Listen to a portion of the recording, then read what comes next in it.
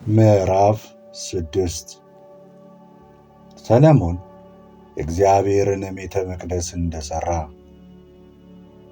የእስራኤል ልጆች ከግብፅ ምድር ከወጡ 484 ዓመት በሆነ ጊዜ ሰሎሞን በእስራኤል ላይ በነገሠ በአራተኛው ዓመት ዚፍ በሚባለው በሁለተኛው ወር የእግዚአብሔርን ቤት መሥራት ጀመረ።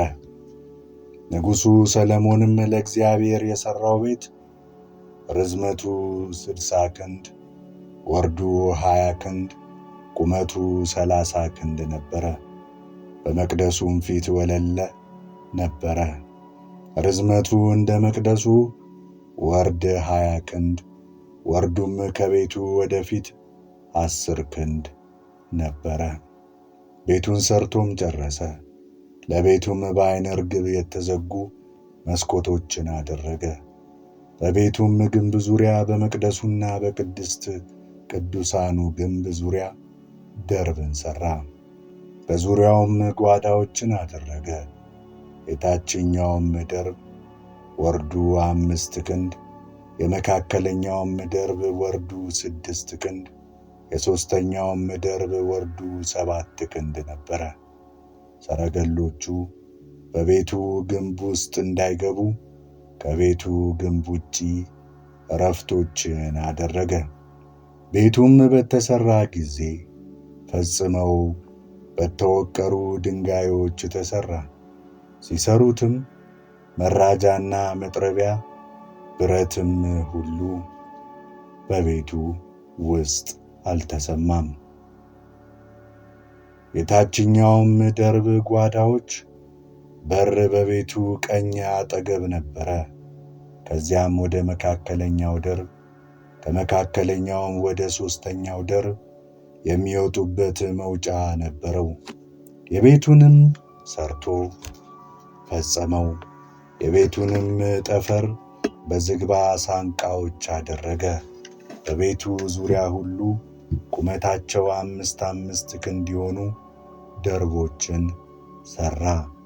የቤቱን ጋር በዝግባ እንጨት አጋጠማቸው።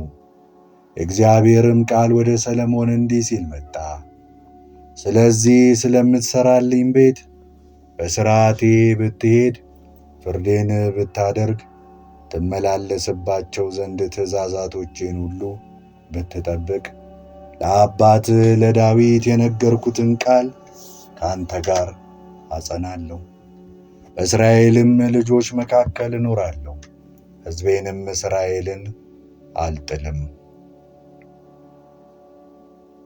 ሰሎሞንም ቤቱን ሠራው ፈጸመውም። የቤቱንም ግንብ ውስጡን በዝግባ ሳንቃ ለበጠ።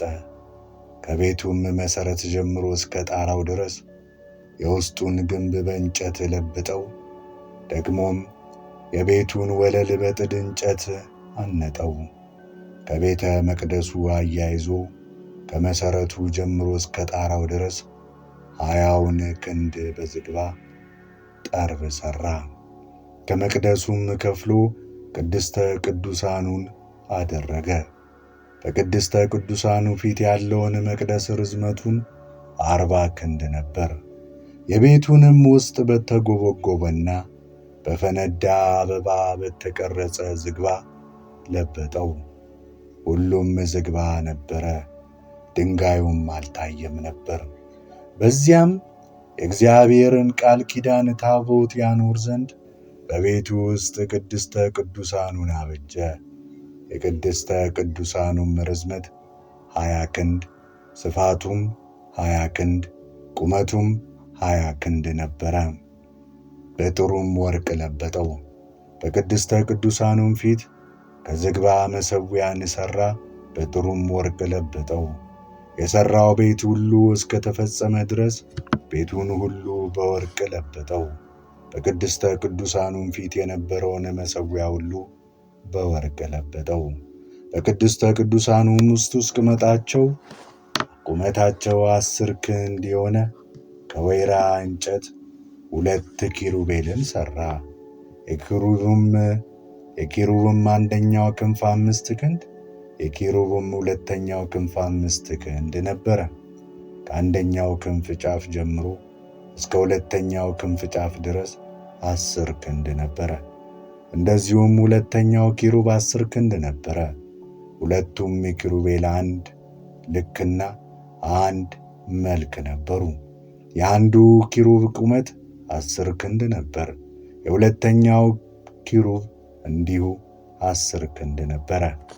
ሁለቱም ኪሩቤል በውስጠኛው ቤት መካከል ነበሩ። የኪሩቤልም ክንፎቻቸው ተዘርግተው ነበር። አንዱም ኪሩብ ክንፍ አንደኛውን ግንብ ይነካ ነበር። የሁለተኛውም ኪሩብ ክንፍ ሁለተኛውን ግንብ ይነካ ነበር። የሁለቱም ክንፎች በቤቱ መካከል እርስ በርሳቸው ይነካኩ ነበር። ኪሩቤልንም በወርቅ ለበጣቸው። በቤቱም ግንብ ዙሪያ ሁሉ ዙሪያ በውስጥና በውጪ የኪሩቤልና የዘንባባ ዛፍ የፈነዳም አበባ ስዕል ቀረጸ።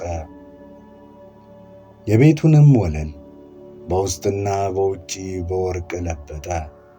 ለቅድስተ ቅዱሳኑም መግቢያ ከወይራ እንጨት ሳንቃዎችን ሠራ።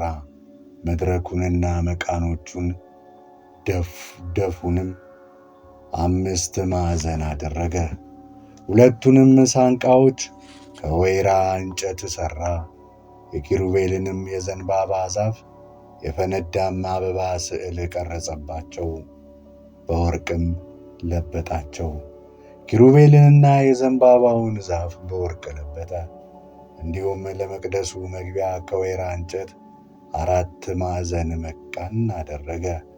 ሁለቱንም ደጆች ከጥድ እንጨት ሠራ። አንዱ ደጅ በማጠፊያ ከተያያዙ ከ2 ሳንቃዎች ተሠራ። ሁለተኛውም ደጅ በማጠፊያ ከተያያዙ ከ2 ሳንቃዎች ተሠራ። የኪሩቤልና የዘንባባ ዛፍ የፈነዳም አበባ ስዕልን ቀረጸባቸው። በተቀረጸውም ሥራ ላይ በወርቅ ለበጣቸው። እስከ መድረካቸውም የተያያዙ ነበሩ። የውስጠኛውንም አደባባይ ቅጥር 3ቱን ተራ በተጠረበ ድንጋይ አንዱንም ተራ በዝግባ ሳንቃ ሠራው። በመቅደሱ ፊት ለፊት ላለው ቤት ወለልም መጋረጃን ሠራ። በ4ኛው ዓመት ከሚያዝያ በ2ኛው ወር የእግዚአብሔርን ቤት መሠረተ። በ11ኛውም ዓመት ቡል በሚባል በ8ኛው ወር ቤቱ እንደ ክፍሎቹና እንደ ሥርዓቱ ሁሉ ተጨረሰ። 7 ዓመትም ሠራው።